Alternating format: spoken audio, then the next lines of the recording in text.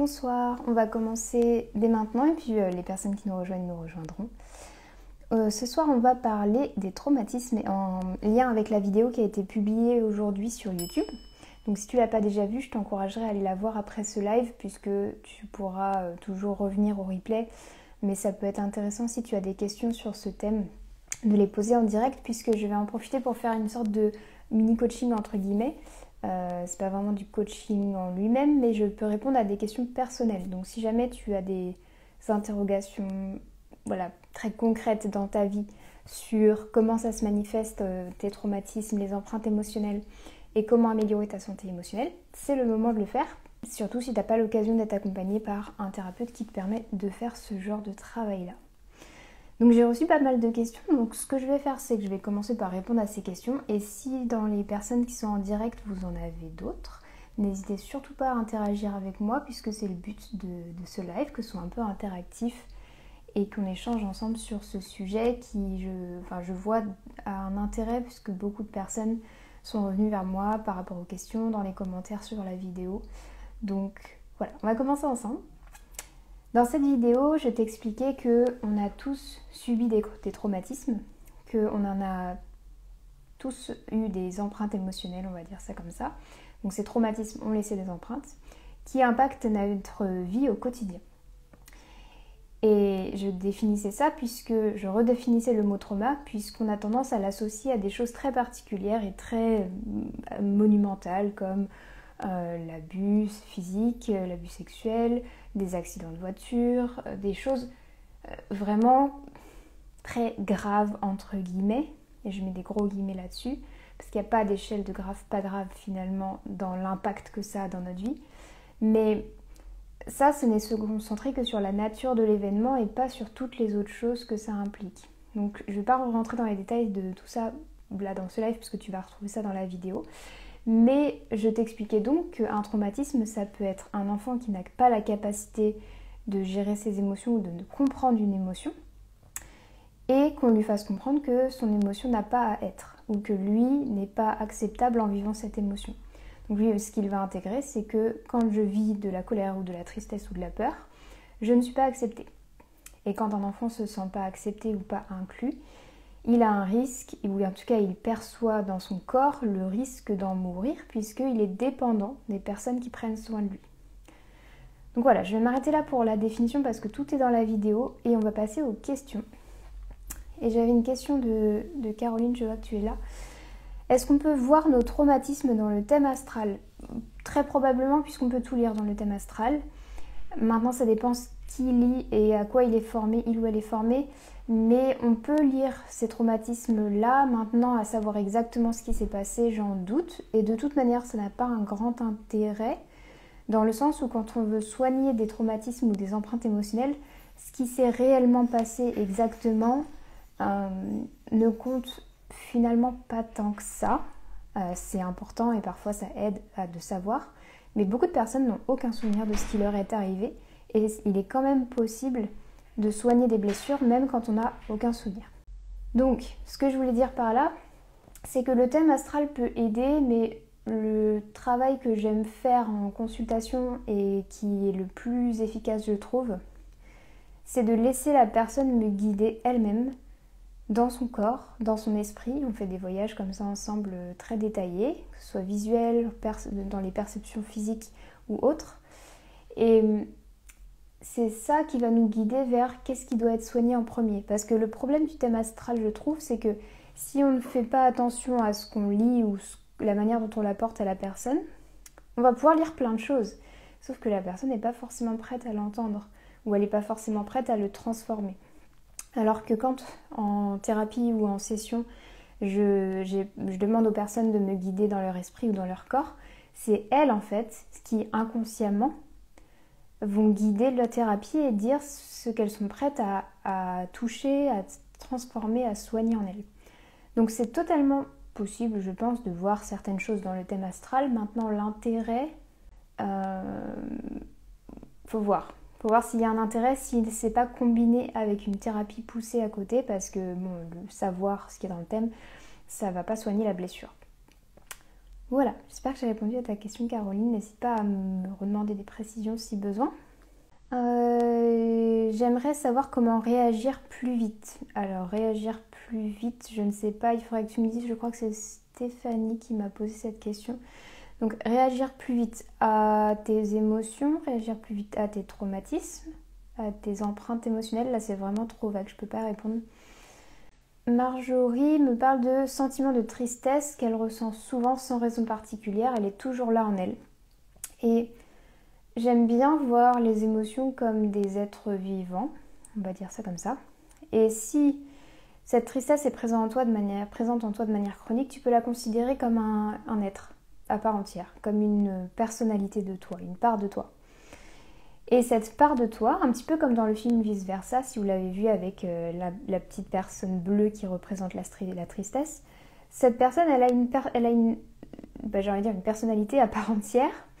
Donc tu vas diviser, entre guillemets, ce qui est déjà le cas sur le plan psychique, mais tu vas diviser ta psyché en plusieurs parts.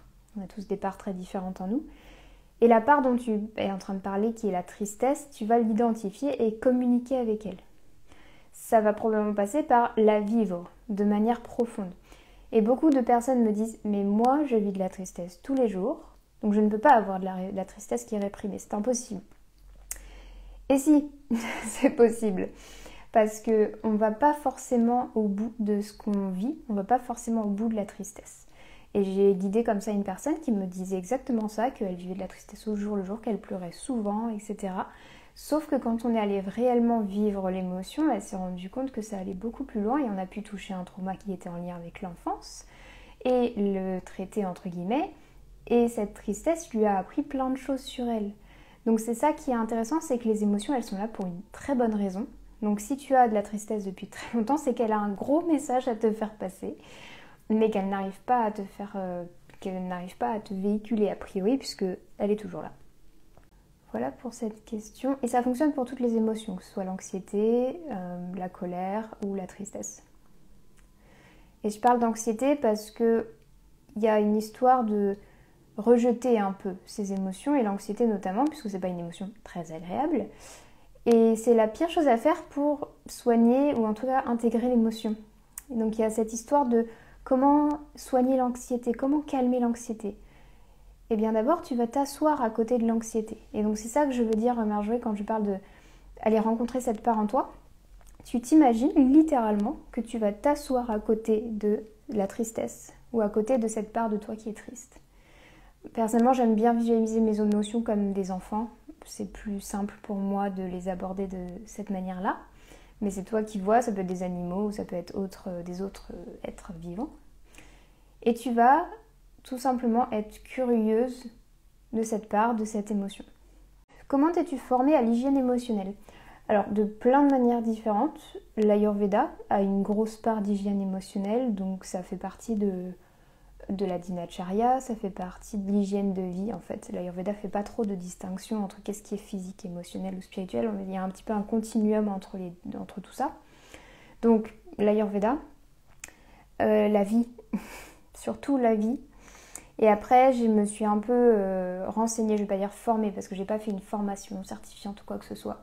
Mais je lis énormément, je me renseigne beaucoup sur toute la notion des traumas de manière générale.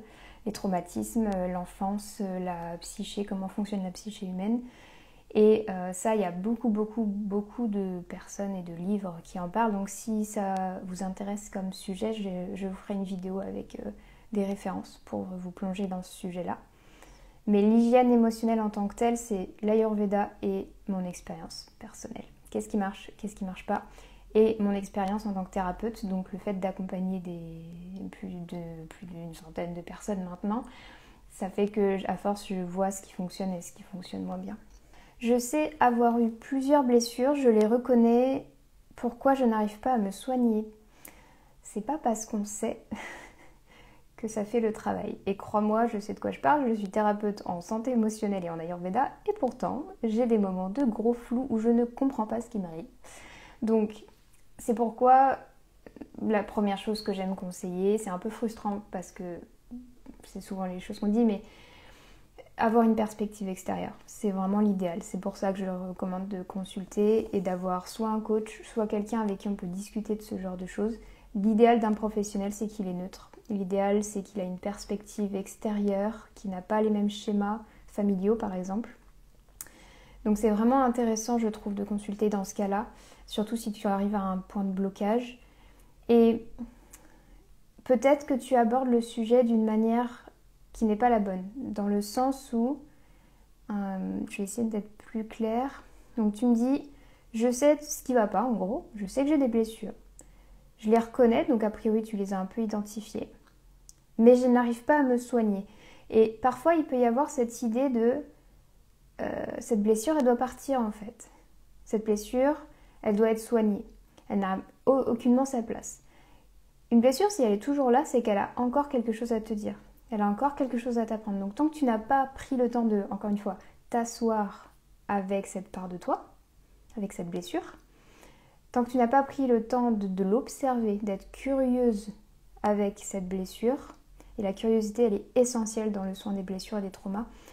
Donc si tu n'as pas pris ce temps-là de curiosité et d'observation, et d'acceptation totale de la blessure, elle ne partira pas en fait.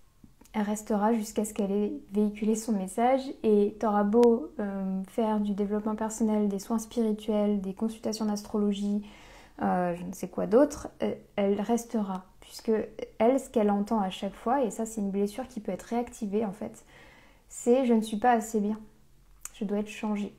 Et ça c'est une blessure qui est très très présente dans le monde du développement personnel, de la thérapie, des médecines douces. Puisque en fait, c'est une blessure qui s'auto-entretient parce que on a conscience qu'on a cette blessure entre guillemets et on va tout faire pour essayer de la faire disparaître. Et ce que ça fait signifier à notre inconscient et à cette part en nous, c'est tu dois disparaître. Tu n'as pas ta place. Et souvent, la blessure, ou n'importe quelle maladie d'ailleurs, elle se rétablit plus ou moins d'elle-même quand il y a une forme d'acceptation que la maladie est là et qu'elle a sa fonction, son rôle. Donc ce que je t'encouragerais à te demander, ce serait en quoi cette blessure, elle m'est utile aujourd'hui? Qu'est-ce qu'elle m'apporte de bénéfique dans ma vie? Et tu ne peux pas dire rien, c'est impossible, sinon elle ne serait plus là. Je sais que c'est tentant, je sais que c'est frustrant qu'on se dise mais c'est pas possible que ce problème soit bénéfique dans ma vie. Mais ça l'est, sinon il serait plus là. Donc c'est une question importante à te poser. Et puis si jamais tu veux plus de précision, plus de conseils, n'hésite pas à venir me voir en message privé. Ensuite j'ai Lynn qui me parle trouver l'équilibre entre dépendance, indépendance, notamment matérielle, avec la vie en communauté. Alors là encore c'est une question un petit peu vague qui serait compliquée à élaborer si je n'ai pas plus de précision. Mais par rapport à la notion de dépendance et indépendance, alors là, matériel, j'imagine monétaire, j'imagine lieu de vie peut-être, en vie en communauté. Je pense que c'est légèrement hors sujet dans le sens là où j'imagine tu veux savoir comment gérer la vie en communauté et les besoins de chacun. Ça, c'est encore un autre sujet dans le sens où ça implique plusieurs autres personnes. Mais ce que je peux te dire, c'est que toute cette communauté, elle reflète des parts de toi. Donc toutes les personnes avec qui tu vis, si tu vis en communauté, représentent une part de toi. Et quand tu vois les choses sous cet angle, ça te permet d'être un peu moins en position de victime de ce qui arrive et de t'inspirer finalement de ces êtres comme ils sont déjà en moi en fait. Et pourquoi ils sont déjà en moi? S'il y a par exemple une personne qui te reflète un côté dépendant matériellement, par exemple elle ne fait rien dans la communauté, et cette personne profite juste des avantages à vivre en communauté, qu'est-ce que je dois apprendre de cette personne? Ça ne veut pas forcément dire que tu es pareil, mais qu'est-ce que je dois apprendre de cette personne? Est-ce que je devrais apprendre à mettre des limites pour dire non, je ne donnerai pas plus que nécessaire, notamment aux personnes qui ne veulent pas donner en échange? Je t'inviterai, parce que là j'ai pas assez d'éléments pour répondre à ta question de manière précise, mais vu que tu me parles de vie en communauté, je t'inviterai à observer cette vie-là du point de vue de la loi du entre guillemets miroir qui te dit que tous les êtres qui t'entourent sont un reflet d'une part de toi. Julia, j'aimerais avoir plus de discernement sur les choses et sortir de la dépendance affective. On parle encore de dépendance. C'est marrant, j'ai vu une vidéo qui en parle aujourd'hui, donc elle sortira sur YouTube d'ici quelques semaines, je pense. Avoir plus de discernement sur les choses et sortir de la dépendance affective, il va falloir comprendre qu'est-ce qui t'a mis dans la dépendance affective, qu'est-ce que tu appelles dépendance affective aussi, puisqu'on a un peu tendance à appeler toute forme de lien une dépendance affective. C'est normal d'avoir besoin d'être entouré. Maintenant, si c'est aux dépens de ta propre personne, là c'est un problème. Donc il faut voir, encore une fois, c'est une question de relation, de comment tu te places dans la relation. Qu'est-ce que ça t'apporte d'être dépendante affectivement? Pose-toi vraiment cette question, tu peux te demander quand est-ce que ça a commencé à être bénéfique pour moi d'être dépendante affective, et là je t'inviterai à laisser ton intuition te ramener un souvenir. Ce serait vraiment intéressant. Et gagner en discernement, j'en avais parlé dans un réel. Il faut nourrir sattva en fait dans l'esprit. Donc nourrir sattva, ça va passer par du temps en nature, par manger des aliments frais que tu cuisines toi-même, par la méditation, par des pratiques qui en fait ramènent une forme de stabilité et de clarté dans ton esprit. Donc tu vas chercher la clarté à chaque fois. C'est ça qui va te permettre d'avoir du discernement, et ça veut dire potentiellement avoir des temps d'introspection où tu n'es pas entouré d'autres personnes pour vraiment t'isoler de toute influence extérieure, entre guillemets, pour pouvoir vraiment te recentrer sur tes ressentis à toi et tes besoins à toi. Ah ok. Du coup, Stéphanie me parlait, j'aimerais savoir réagir plus vite face au traumatisme. Alors, c'est intéressant ce que tu dis. Moi, j'aurais envie de te dire pourquoi. Pourquoi tu voudrais réagir plus vite? Alors, il y a une notion de peut-être de se dire parce qu'une fois que c'est trop tard, c'est plus là. T'inquiète pas, ton traumatisme n'aura pas disparu, il va revenir. Ça va venir par une concentration et des temps d'introspection. C'est une pleine conscience, c'est une pratique réellement. On a tendance à vivre les émotions de manière très passive en se disant bah, aujourd'hui ça va bien, aujourd'hui ça va pas bien, espérons que demain ça aille bien. Et il y a toute une hygiène émotionnelle en fait qui permettrait d'être dans cet état de discernement et d'ouverture. Donc un peu comme je viens de le dire, finalement nourrir sattva. Plus tu vas nourrir sattva, plus ça va devenir clair pour toi quand quelque chose ne va pas entre guillemets. Et c'est aussi par la pratique, donc là je te conseillerais de te faire accompagner pour les premières fois pour comprendre comment vraiment aborder le traumatisme. Parce que là je ne peux pas vraiment rentrer dans le détail de qu'est-ce qu'on fait en thérapie exactement, parce que ce serait déjà compliqué puisqu'on fait des choses différentes d'une personne à l'autre. Et long, très long, surtout à expliquer. Coucou Manon, ce n'est pas directement le sujet, mais si tu as des conseils pour accompagner nos proches ou clients qui nous partagent des traumatismes, ce serait super intéressant. C'est une très très bonne question, et la première chose que je te conseille, c'est de travailler sur toi en premier, ou avec. Pas finalement en premier, il n'y a pas cette notion de d'abord travailler sur toi et après occupe-toi des autres. Ça peut se faire en même temps, et ça doit se faire en même temps. Comme je le disais, si tu réfléchis à la loi du miroir, toutes les personnes que tu vas rencontrer, que ce soit tes proches ou dans ton travail, vont refléter quelque chose qui t'est bénéfique ou important à comprendre ou à prendre conscience. Donc déjà, est-ce que tu es à l'aise quand quelqu'un te parle d'un traumatisme? Quel type de traumatisme? Par exemple, il y a beaucoup de personnes que je vois, des étudiants en Ayurveda ou autres, qui sont assez mal à l'aise quand on va parler de traumatisme au niveau sexuel ou abus, etc. Et là, ça va être très intéressant que tu te ressentes sur toi et pourquoi ça te stimule autant. Parce que tu ne peux pas en fait aider quelqu'un depuis un espace hyper stimulé émotionnellement. En fait, tu vas réagir avec tes propres blessures, ce qui n'est pas positif, quoi qu'il arrive. Que ce soit un « Oh, c'est terrible ce qui t'est arrivé, mais oui, c'est horrible, je comprends totalement pourquoi tu es comme ça ». Non, ça va pas aider la personne. Et le « Ah ok, bon d'accord, je me referme complètement parce que je ne sais pas gérer cette information et je ne sais pas quoi en faire ». Dans les deux cas, tu ne peux pas aider la personne.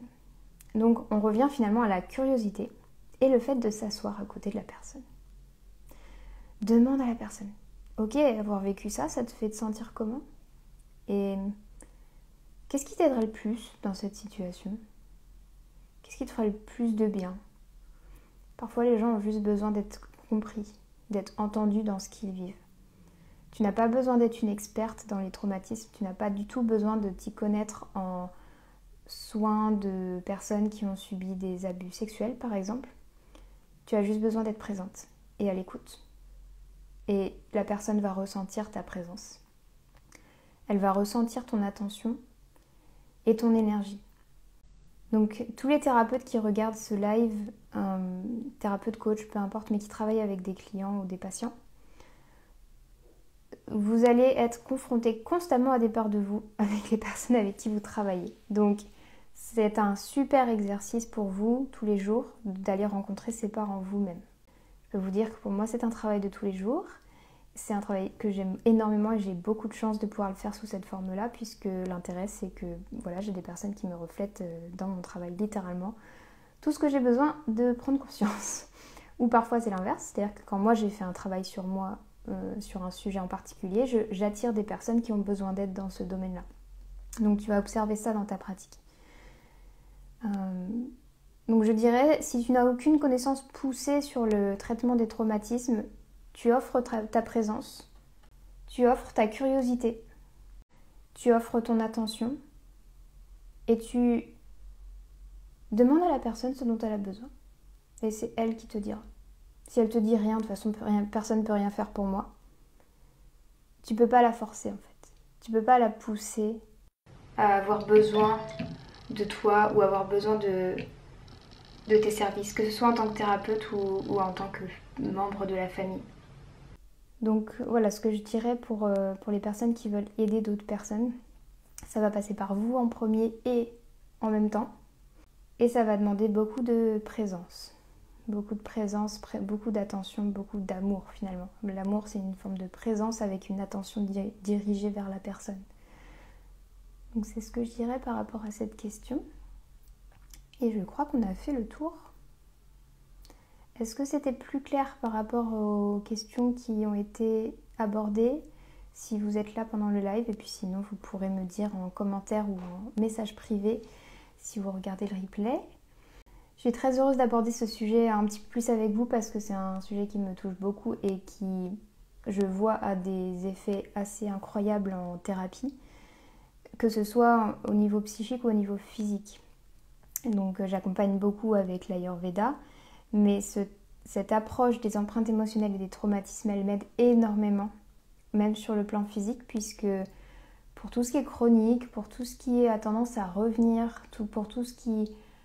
Il y a souvent une imprégnation émotionnelle à un trouble physique. Par exemple, quelqu'un qui va vivre, je sais pas, de la constipation, il y a une forme de frustration qui s'installe sur le long terme. Il y a souvent des peurs, de l'anxiété qui est en lien. Et comme je disais, l'Ayurveda ne fait pas vraiment une séparation entre le physique et le psychique, puisque l'esprit circule dans le corps. Il n'est pas dans la tête, il n'est pas que dans le cœur, il est partout dans le corps. Donc c'est vraiment une approche qui me semble essentielle quand on veut aller plus loin ensuite dans les traitements physiques et de sortir un peu du symptomatique.